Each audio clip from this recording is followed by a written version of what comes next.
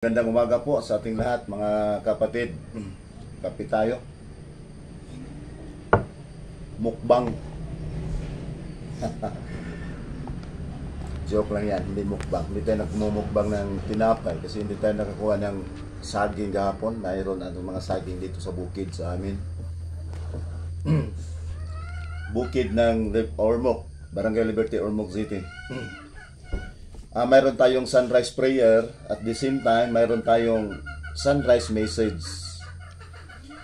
Naalaala ko lang habang kayo dyan ang nagkakape din,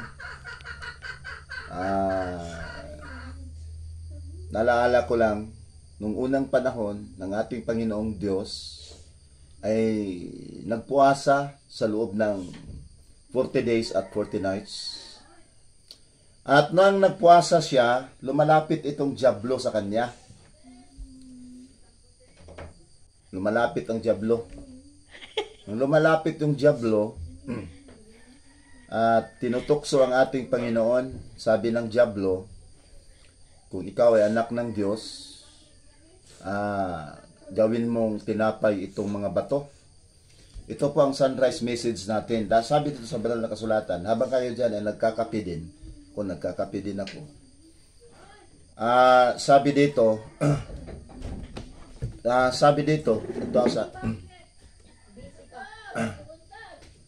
sabi dito, isang pagkakataon na nakita ni Diablo, nagpuasa ang ating Panginoon.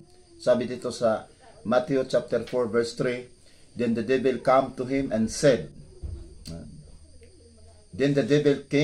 and said, If you are God's son, order the stones to turn into bread. But Jesus answered, the scripture says, human being cannot live on bread alone, but need every word that God speak.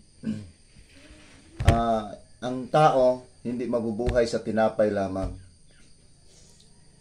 May isa akong youth, young people, na lalaki, isa sa mga young people ko na lalaki noon. Lagi kami kumakain ng tinapay doon sa Cordoba, Cebu. Kasi umaga pa, maraming nagbigay ng tinapay sa amin doon sa pastoral. Mga gatas, kape.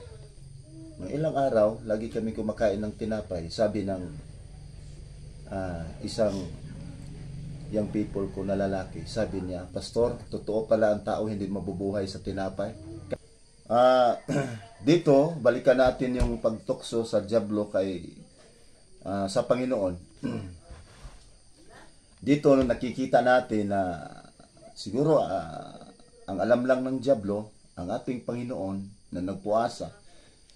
Ang nakuha lang niya, ang alam lang niya, ang ating Panginoon ay tao lamang. Hindi niya alam na itong Mesiya ay isa itong Panginoon at Diyos. Panginoong Diyos. Kasi package yan. Pag sabihin mong Panginoong Diyos, yan. Yung ibang prinsipyo ng mga relihiyon, ang akala nila ay ang ating Panginoon ay tao.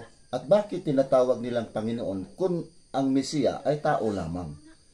Kasi sa Biblia, yung Panginoon, ang kadugtong yan ay Diyos. Panginoong Diyos. Basahin natin sa kasulatan. Na ang akala ng dyablo, itong Panginoon natin, ay tao lamang. Oo, totoo nga. Tao siya kasi nagiging dual nature siya sa kanyang pagkatawang tao. Kasi yung ina niya, tao, si Maria. Pero yung ama niya, Diyos. Tao at Diyos. Sa pagkatao niya, siya'y anak. At sa kanyang pagka-Diyos, siya'y ama. Kasi yung ama na, banal na ama natin, gusto lang niya na maliligtas ang buong mundo, mapatawad ang mga kasalanan ng lahat ng mga tao. Ginagawa niya ang pinaka-the best na dapat niyang gawin upang mabayaran tayo sa lahat nating kasalanan. Kaya nagkatawang tao siya. Ito ang paniniwala ng dyablo. Hindi niya alam yung Diyos pala, no, nakapangyarihan, the supreme being, nagiging katawang tao. Alamin natin. Sabi dito, Then the devil took to Jesus to Jerusalem, the holy city, and set him on a highest point of the temple, and said to him, If you are God's son, throw yourself down, for the scripture says, God will give orders to his angels about you. They will hold you up with their hands, so that not even your feet will be hurt on the stones. But Jesus answered, but the scriptures also says, do not put the Lord your God to the test. Ito na prueba ng ating Panginoon doon sa devil na siya hindi lamang tao. Siya po ay nagpahayag na siya rin ang Panginoon at Diyos na kapangyarihan.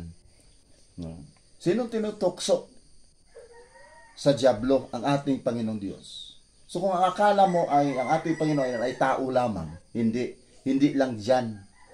Siya po ay Panginoon at ating. Kaya mga kapatid, yung banal na kasulatan,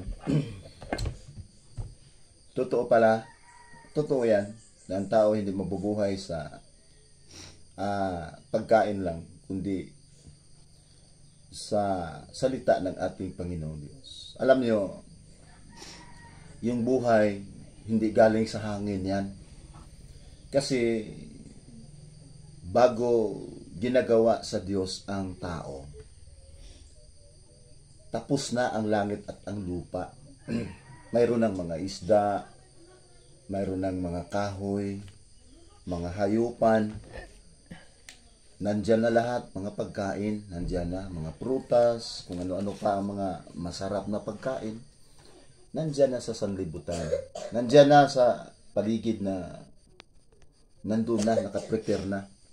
Mabait at mabuti ang ating Panginoon, bago niya ginagawa ang tao, may preparation na sa lahat ng pangangailangan sa tao. Kaya nga, yung buhay hindi galing sa hangin yan. Ang buhay galing sa Diyos. No? He breathed the nostril of man a breath of life. In Genesis chapter 2 verse 7, there is a breath of life. Yung buhay, hininga galing ng ating Panginoong Diyos. Sabi dito sa kasulatan, verse 7, then the Lord God took some soil from the ground and formed a man out of it. He breathed life, giving breath into his nostrils, and the man began to live. So mayroong breath of life. Kaya alagaan natin, marunong tayong magpasalamat sa ating Panginoong Diyos. Yun lang ang hinihintay sa Panginoon, sa iyo, sa atin. Na araw-araw, minuto-minuto, laging naalaala natin ang Panginoong Diyos at marunong tayong magpasalamat sa Kanya sa lahat ng mga bagay. Huwag kayong mag-alala kung anuman ang mga suliranin mo, kung anuman ang sitwasyon mo ngayon, ayun ay kalooban ng Diyos. Huwag kang ma-discourage kasi lahat ng pangyayari, nakapackage na yan sa buhay mo at saka may preparation na ang Panginoon kung bakit nangyayari sa iyo yan. So kailangan lang pasalamatan mo ang ating Panginoong Diyos.